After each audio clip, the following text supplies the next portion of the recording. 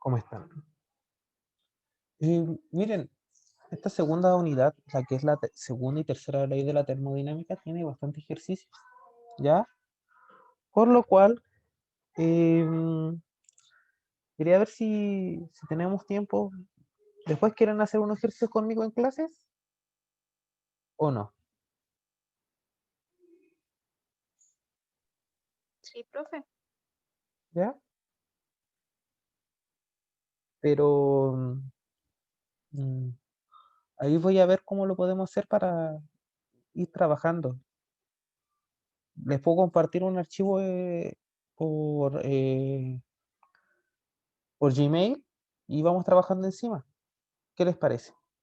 Ahí van anotando, van agregando lo que les parezca más correcto. ¿Han trabajado escribiendo ecuaciones en Word, por casualidad? No, no, profe. ¿Nunca, nunca han hecho ecuaciones en O Word? sea, muy Ah, pocas. Yo al menos muy pocas ecuaciones. es que como ahora no estamos en forma presencial, eso sería lo más ideal, si no estaríamos trabajando un poco más lento, pero se puede, ¿ya? Porque así no, porque lo importante también es que yo las vea trabajar y vea en qué parte están más débiles, ¿ya? O lo otro sería que si cuando hiciéramos ejercicios, cuando por ejemplo un ejercicio por cada uno, le dijera, por ejemplo, a Anaís, vamos a hacer este ejercicio. ¿Podrías prender la cámara por último que te apunte el cuaderno? ¿O Tamara o Natalia? ¿O lo encuentran o me dicen que no al tiro y busco otra estrategia? Yo prefiero eso de compartir un archivo y ir todos trabajando, así, poder como editarlo. Ujú, ya. ¿Y tú, Tamara, Anaís? Sí, profe, así con el archivo compartido no creo que sea tan difícil. Ya.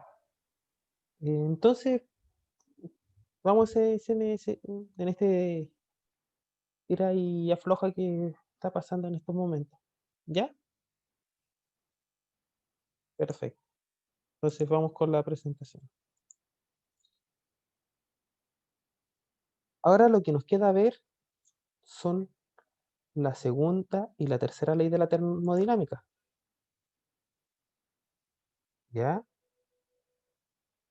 Esto va a ser el que nos diga si algo es espontáneo, si no es espontáneo, si hay pérdida de energía, si la entropía, ex- etcétera, etcétera. ¿Ya? La primera ley exigía que todos los cambios de energía se conservaba la materia, independiente de la dirección que sea, espontáneo o no espontáneo. ¿Ya? Disculpen que ¿Ya? También establecía que los sistemas más estables son los que menor energía tienen, es decir, que si tienen una energía menor a cero sería la más estable. Y por lo general, el número de reacciones tienen que ser exotérmicas, de que las reacciones que son exotérmicas son espontáneas. Sin embargo, por ejemplo, yo creo que en algún laboratorio les toca hacer una solución de nitrato de amonio, que, que cuando se solubiliza es endotérmica, es decir, que espontáneamente sufre un proceso endotérmico, absorbe energía y por eso el vasito queda helado. Y es un proceso espontáneo, lo que nos indica que no siempre las reacciones que sean exotérmicas que liberen energía va a ser espontánea. También hay ciertas reacciones que no van a ser espontáneas y son exotérmicas. ¿Ya? La segunda ley de la termodinámica nos entrega elementos que establecen criterios para decir si del cambio físico o químico, si es espontáneo o no. También tenemos que ver si es un proceso reversible o en equilibrio. Si nosotros vemos cuáles son los procesos reversibles que nosotros podemos ver en la vida cotidiana. ¿ya? Nosotros, el proceso reversible, que yo creo que todos hemos visto, todos hemos hecho, eh, ¿quién no ha hecho cubitos de hielo en la casa para enfriar? Una bebida, o alguna sustancia que querramos enfriar. El agua lo dejamos en el congelador y espontáneamente, porque hay ausencia de calor, se transforma en hielo. Y cuando se saca para afuera, se deja a temperatura ambiente, vuelve a sus condiciones iniciales. Este es un proceso reversible, ¿ya? Porque no perdió masa, no perdió, sí perdió energía, pero el agua que nosotros congelamos es la misma agua que se descongeló, ¿o no? En cambio, un proceso irreversible, Profe, o, ¿sí? dijo ¿Aló? que no pierde energía, el No, reversible, si o si pierden, pierde.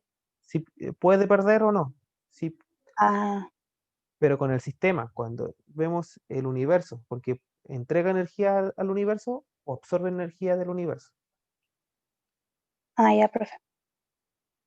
¿ya? Ujú. Ya. Y en un proceso espontáneo ocurre sin intervención externa, es un proceso espontáneo en una sola dirección, es decir, que ya no puede volver atrás. Por ejemplo, la combustión. ¿La combustión es un proceso reversible o irreversible? Irreversible. Irreversible, es espontáneo cuando está frente al oxígeno y a temperatura, sí, pero no puede volver a sus condiciones iniciales. ¿Qué es Profe, disculpe, ¿la combustión era reversible o irreversible? irreversible? Ah, Irreversible, porque eh, cuando nosotros cuando utilizamos la gasolina que utilizamos normalmente, emite CO2, ese CO2 que se emana a la atmósfera. ¿Se puede volver a tener gasolina? No. O por ejemplo, cuando se quema algún papel, que es otro tipo de combustión, tampoco. Sí, por ejemplo, otras reacciones electroquímicas de desplazamiento, cuando tiramos una lija de zinc con cobre, ¿qué va a pasar en solución? El cobre se va a volver cobre cero y el zinc va a tender a estar en solución, ¿cierto? Yo creo que hicieron ese experimento en química general. Sí. Ya. La entropía es una función de estado. La entropía es el universo, el sistema, alrededor, es todo. ¿Ya? Como nosotros podemos ver, en un sistema en equilibrio, la entropía permanece constante. ¿Pero qué depende? Del calor cuando es reversible y en un proceso reversible. La entalpía es la entropía es igual, es aproximadamente igual al calor reversible dividido por la temperatura. La entropía también, ¿qué nos dice? Ustedes que ya estuvieron aquí, la entropía nos dice el grado de desorden que tiene una sustancia. Entre mayor grado de desorden, es más espontáneo. Es decir, que todos los procesos de entropía cuando tiene una mayor entropía, tiene un mayor grado de desorden. Y es cuando se utiliza el mínimo de energía. Eso lo podemos ver, por ejemplo, cuando somos niños chicos y tenemos esos Legos y los tiramos. Es im- eh, imposible que queden todos ordenaditos, ¿cierto? Siempre quedan todos desordenados. ¿Por qué? Porque ese es un proceso espontáneo. Sería no espontáneo agruparlo, sería un proceso que se aplica una energía. Tendría una entropía mayor. Nosotros podemos ver que la entropía del universo es igual a la entropía del sistema. Por ejemplo, si tenemos un pistón, hacemos un ciclo de Carnot, hacemos un experimento en calorímetro o hacemos un experimento a baño María, nosotros sabemos que la entropía del universo, de todo lo que está pasando, va a ser igual a la entalpía del sistema, de la reacción en sí, menos la entropía, la entropía será igual, menos la entalpía del sistema dividido por la temperatura. Por ejemplo, acá tenemos la entropía del sistema a distintos grados Celsius. 1, 0 y menos 1 grado Celsius. ¿Ya? Si nosotros nos damos cuenta, cuando la temperatura es 0, la entropía del sistema va a ser igual a la entropía del universo, porque todo número dividido por 0 es indeterminado. ¿Ya?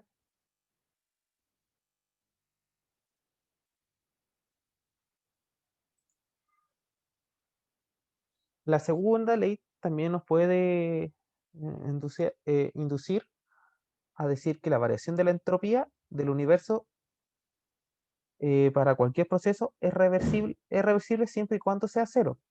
Es decir, si tenemos una entropía igual a cero, está en equilibrio. Es decir, la reacción puede ir hacia los productos, tanto como las reactantes, espontáneamente. ¿Ya? Y todos los procesos irreversibles ocurren espontáneamente en una sola dirección, a donde se aumenta la entropía del universo. ¿Ya? La primera ley mostraba esta ecuación, ¿cierto? Que la energía interna era igual al calor más el trabajo. Y en un ciclo, la variación de energía interna era igual a cero. Por lo tanto, para un ciclo, el calor total de todo el ciclo va a ser igual negativamente al trabajo. ¿Ya? Y la segunda ley pone restricciones para la conservación del calor y el trabajo. Nos permite también entender la dirección hacia donde los procesos son naturales o espontáneos. Y también nos provee principios para determinar la dirección de un cambio espontáneo, determinar el estado de equilibrio. Y también nos puede decir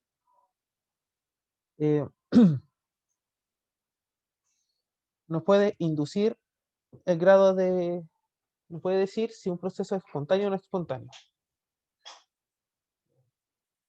Aquí realicé una experiencia que demuestra que el trabajo se puede convertir en calor con una eficiencia 100%. No se puede. ¿Se puede tener una eficiencia 100% según la segunda ley de la termodinámica? No. Por ejemplo, el trabajo eléctrico sobre una resistencia al calentar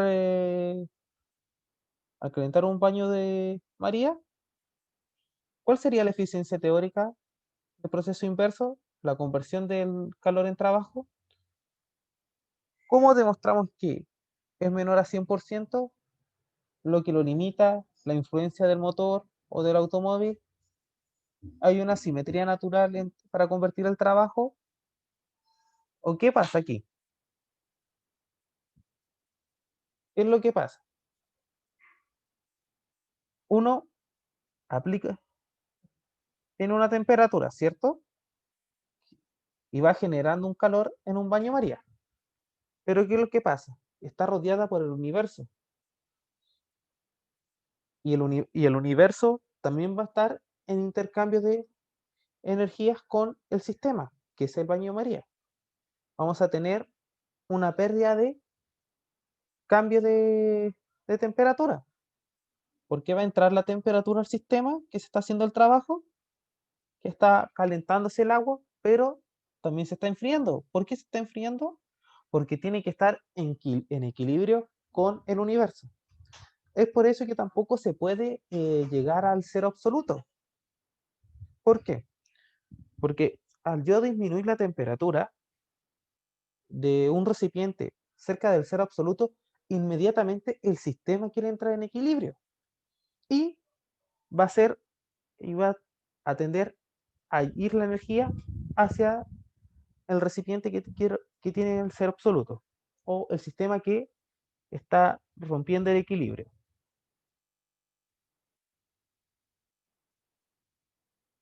¿Ya?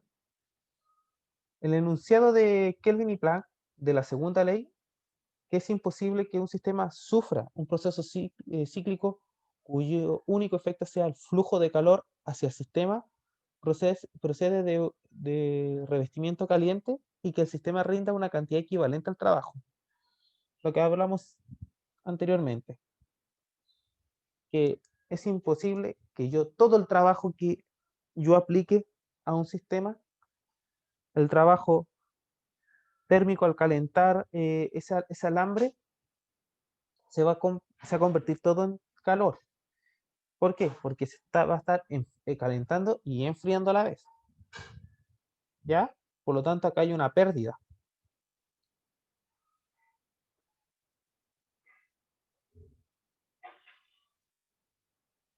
El segundo enunciado de Clausius, de la segunda ley, para un sistema que sufre un proceso cíclico, es imposible que el único efecto sea el flujo de calor hacia el sistema de un reservorio frío y el flujo de la cantidad equivalente fuera del sistema hacia el reservorio caliente. Es decir, que el recipiente siempre va a estar en contacto con el universo. Y en el enunciado alterado de Clausius de la segunda ley, todos los procesos espontáneos son irreversibles. El calor que fluye de caliente a frío es espontáneo e irreversible. Eso es verdad, eso lo podemos ver, por ejemplo, ¿a quién de ustedes le gusta el café? ¿Alguna de ustedes le gusta tomar café? A mí, ¿Y qué pasa si uno deja la taza ahí por mucho rato? Va a estar fría. ¿Por qué? Porque espontáneamente el calor que está en el café se va a ir al universo para llegar a un equilibrio térmico. Por eso también vemos la mesa o donde dejamos el café que va a estar caliente. Ni siquiera los termos que nosotros tenemos nos permiten conservar esa energía 100%. Siempre se va a ir perdiendo un poco. Por eso los termos nos dejan 8, 10 horas máximo del agua caliente. ¿Ya? Y aquí, ¿cuál es la diferencia teórica máxima de un proceso en el inverso, la cual de la conversión del calor a trabajo? Acá la podemos ver. Acá tenemos un proceso isotérmico, acá un proceso adiabático, isotérmico, adiabático. ¿Ya? ¿Qué pasa? Del 1 a 2, del estado del 1 al 2, es isotérmico. Y recuerden que la energía interna es cero, ¿ya? Y el calor va a ser lo inverso de el trabajo. Por lo tanto, nosotros sabemos que trabajo es igual a presión por delta volumen. Pero, como acá varía la presión, variamos la ecuación, ¿ya? RT, logaritmo natural de volumen 2 por volumen 1. O presión 1 dividido en presión 2. ¿Se acuerdan de esa clase? Y esto es para ver energía interna, calor, trabajo. Podemos calcular entalpía, entropía y ¿qué más podríamos ver? Ah, no, me estoy adelantando. Después. Y en un proceso adiabático de 2 a 3, sabemos que el calor es cero. Por lo tanto, el trabajo va a ser igual a ¿qué? A la energía interna. Y va a ser igual a CB por delta T. ¿Ya? Y nosotros, como el gráfico de expresión por volumen, a través de esto podríamos calcular la temperatura 2, que en este caso sería la temperatura 3, del estado final 3. Para el 3, de 3 a 4 sería lo mismo, ¿ya? Sería lo mismo que hablamos en la 1 y 2. Energía interna 0, calor es igual al inverso del trabajo, y vamos de volumen 4, volumen 3, porque el volumen 4 es el final y volumen 3 es el inicial. ¿Ya? Y como es un ciclo, de 4 a 1 sería 4 a 1. ¿Ya? Si nosotros calculamos todo esto, tenemos todo esto. Podríamos calcular la eficiencia. La eficiencia sería el trabajo sobre el calor. ¿Ya? Y tenemos trabajo 1, trabajo 2, trabajo delta, trabajo 2, trabajo delta 2, y sumamos todo. Y el calor va a ser el calor 1, porque no tenemos otro calor. Calor 1 y calor 2. ¿Ya? Sería la sumatoria de estos dos. Y despejando, nosotros sabríamos que la eficiencia sería 1 más calor 2 dividido en calor 1. O temperatura 2 dividida en temperatura 1. Y como hay diferencias de temperatura, no se conserva la temperatura, la eficiencia no va a ser 0, no va a ser 100. ¿Por qué? Para que la eficiencia sea 100%, o sea, E igual a 1, la temperatura 2 tendría que tender a 0, ¿cierto? Tendría que ser 0, por toda esta ecuación que vimos. ¿Y es posible que nosotros tengamos una temperatura 0?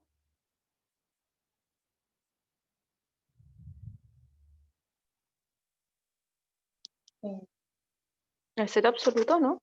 No, sí, por eso el 0 absoluto. Nosotros no podemos llegar al 0 absoluto. Sabemos que existe el 0 absoluto, pero no se podría. ¿Ya? Por lo tanto, la eficiencia nunca va a ser 0, 100%. ¿Ya? Pero sí podemos calcular la eficiencia máxima en todos estos procesos. ¿Ya? Y nosotros sabemos que la eficiencia es igual al trabajo dividido por el calor. El, el trabajo de salida dividido en calor de entrada. O lo podemos tener así, o aproximadamente así.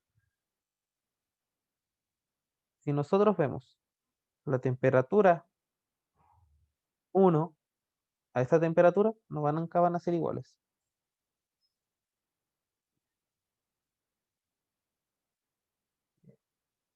Acá vamos a ver el primer ejercicio. Calcule el máximo de trabajo que se puede efectuar en un motor reversible operando entre 500 a 200 grados Kelvin. Si se absorben 1000 joules a 500 grados Kelvin. ¿Ya? ¿Cuál sería la eficiencia máxima? 1 menos temperatura final menos inicial. ¿Ya? 0,6, ¿cierto? Esa sería la eficiencia. ¿Entienden esto por el momento? ¿Y qué nos preguntan? El calor máximo. Es decir, si mi operación máximo, ¿cuál es mi eficiencia máxima en este sistema? Sería 60%, ¿cierto? Que es poco. ¿Y cuál sería mi trabajo máximo? Nosotros sabemos que eficiencia es aproximadamente igual al trabajo de salida dividido en el calor de entrada. Por lo tanto, el trabajo máximo, la eficiencia máxima, el trabajo máximo que nosotros podemos llegar es eficiencia por calor de entrada.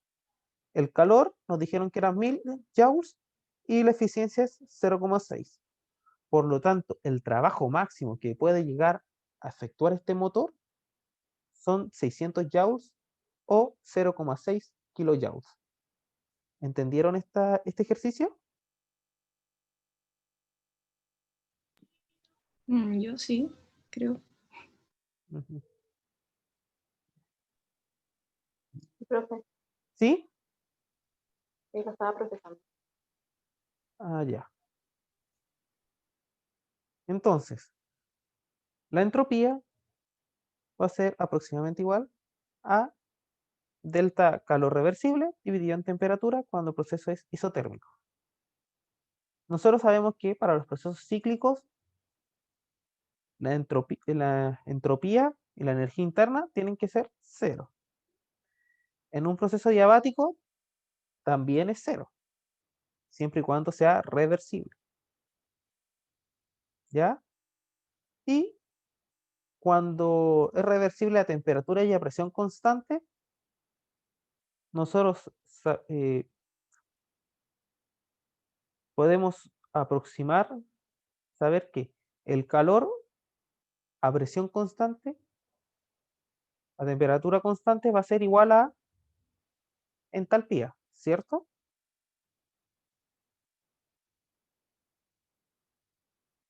Y acá tenemos. Y para un proceso isotérmico, vimos delante que la entropía va a ser igual al calor reversible dividido por la temperatura. Esto es cuando temperatura y presión constante.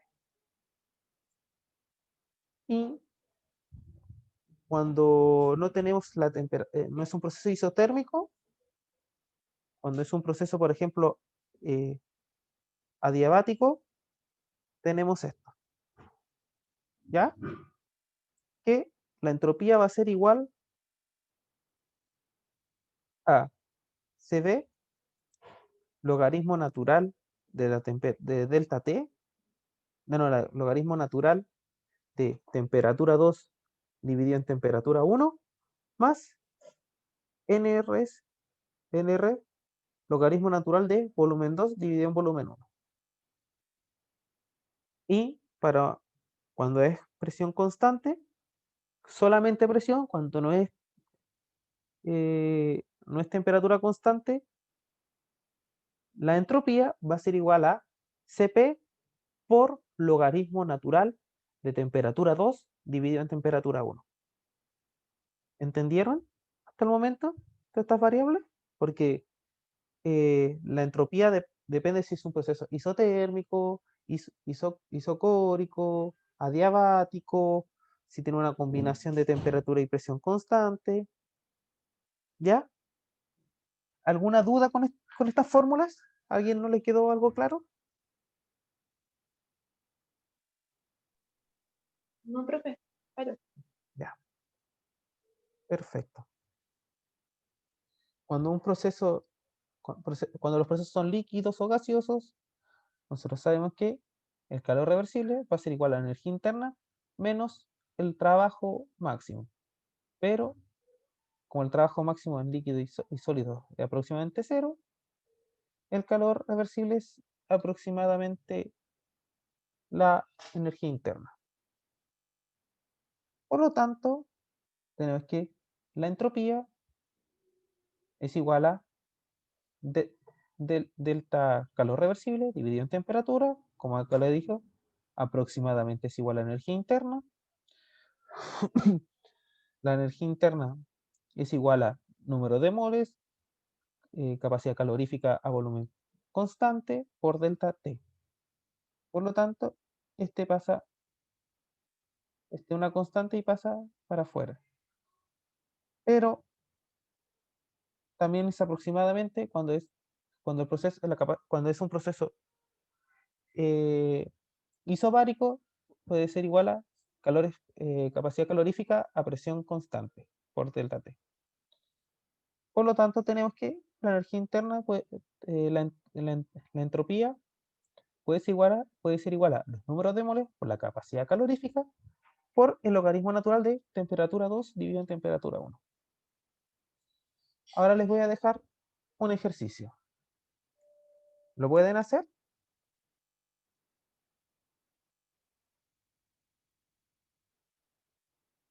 Les voy a dar 5 minutos. profe, me voy a cambiar al computador. Me voy a salir un ratito. Ya, no hay problema. Sí, pero no. Pensé que iba a compartir el ejercicio en Word. Ah, no. No voy a empezar a hacer los ejercicios en Word el próximo jueves, pero quiero ver qué resultados ustedes me dan con esto por ahora. Voy a Ok, entrar a ejercicios más complicados en Word. ¿Ya?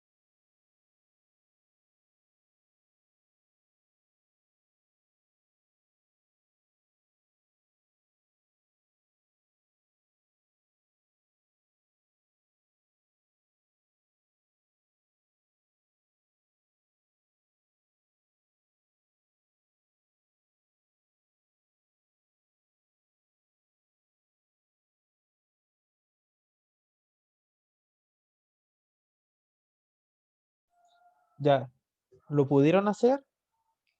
¿Y cómo lo pudieron? ¿Quién lo pudo hacer de ustedes? Natalia, Anaís, Tamara, ¿quién? ¿O todavía están un poco perdidas? Profe, yo no lo pude hacer. Ya. Anaís, ¿lo pudiste hacer?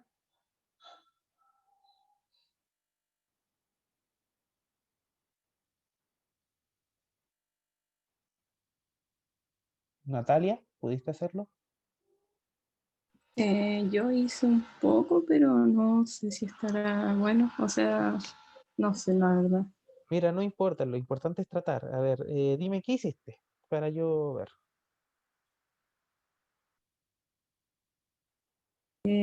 Ocupé el de... Ah, primero tuve que sacar el calor, ¿Mm? ¿sí? ¿Ya? El calor, Si, no- si nosotros nos damos cuenta, sí, para, hay que sacar el calor. ¿sí? Para reemplazarlo después en la fórmula, que ¿Mm? me quedó como Q reversible partido en T. ¿Ya? Y ya saqué el calor y me dio 3.436 joules. Perfecto. Después lo reemplacé y lo dividí por los 298,15 Kelvin y Ujú. me dio una entropía de 11,52 joules partido en Kelvin. Perfecto, perfecto, perfecto. Y te salió perfecto. Felicitaciones, Natalia. Ya. Como acá estoy mostrando la solución. La entropía se puede determinar por el calor reversible en un proceso, aunque el proceso sea considerado irreversible. Para el proceso isotérmico, energía interna es cero. Por lo tanto, si la energía interna es cero, el calor va a ser igual a menos trabajo. Cuando es un proceso isotérmico, tenemos que ocupamos esta ecuación, nRT, logaritmo natural de volumen 2 dividido en volumen 1 o presión 1 dividido en presión 2, ¿cierto? Como nos decían, era un mol, la constante de los gases ideales, 8,314, 314 joule por mol, y la temperatura era 25 grados Celsius, 298,15 grados Kelvin, y el volumen final, 20 litros, y el inicial, 5. Por lo tanto, el calor nos daba 3.436 joules o 3,436 kilojoules. Y como dijo su compañera, la entropía es igual al calor reversible dividido por la temperatura. El calor lo calculamos acá y la temperatura ya la teníamos del proceso isotérmico. Por lo tanto, el calor, la entropía va a ser 11,52 joule por Kelvin.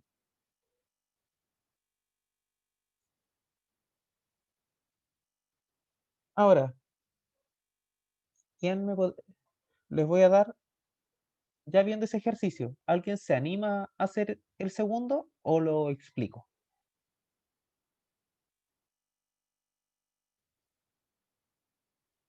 ¿Se animan, chiquillas?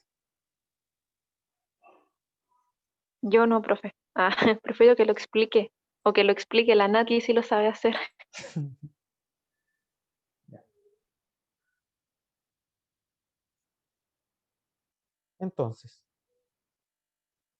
primero, un mol de gas ideal, tenemos que capacidad calorífica, volumen constante, es 3 medios de R, que es la constante de los gases ideales.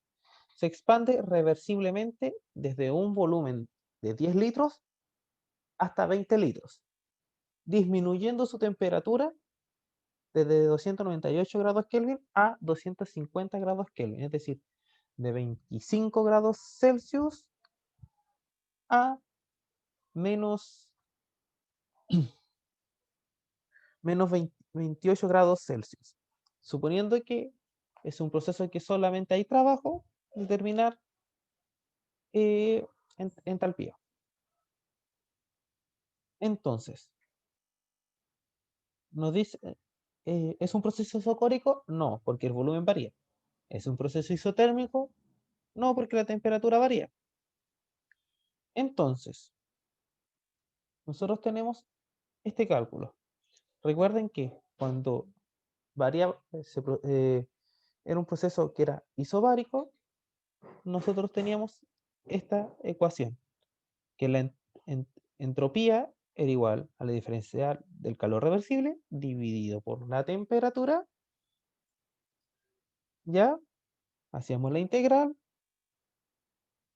el calor con este era aproximadamente número de moles, capacidad calorífica de volumen constante por delta T, ¿cierto? Más NR por delta volumen dividido en volumen.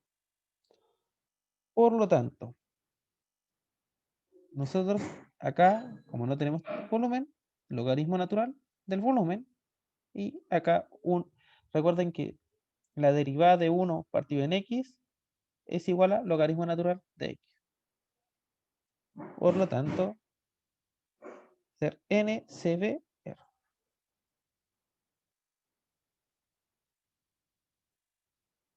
Tenemos este cálculo y vamos reemplazando. Números de moles es un mol de gas ideal. CB es 3 medios de R, 3 medios de 8,314 Kelvin. Y logaritmo natural de la temperatura 2, final 250 Kelvin, dividido en 298 grados Kelvin. Más un mol, la constante, por logaritmo natural del volumen final, 20 litros, si se expande y se contrae a 10. Por lo tanto, da 3,57. Ahora, chicas, yo les voy a dejar este ejercicio como tarea para el jueves, para que lo discutamos. ¿Les parece? Sí, profe. Ya. Entonces nos vemos este jueves, porque el lunes es feriado. Ok, profe. Ay, No, ¿verdad? no es que no es que no les quiera hacer clase el jueves. Ya. También sabemos que a veces les pido disculpas nuevamente de que el internet no siempre está bien, pero mientras ustedes puedan, o por ejemplo, la otra vez cuando íbamos a recuperar la clase, estaba Tamara enferma, si no me equivoco, y Natalia también, quería ir al dentista, ¿no? O necesitaba ir. Profe, O- yo tuve que ir al dentista de urgencia, Tamara. Sí. Entonces, porque ya es 2/3 del curso, cuando suceda eso, simplemente paramos la clase y la reagendamos otro día. ¿Ya? Porque es importante que estén aquí porque, por último, pueden tirar la duda, profe, no entiendo nada, puede volver a repetir. Y por lo menos me gusta manejarme con esto. ¿Ya? Quiero ver la interacción. Sé que mediante un computador la interacción no es la misma, pero quiero intentar aprovechar la máxima interacción posible con ustedes. Entonces, hasta el jueves. Chao, chao.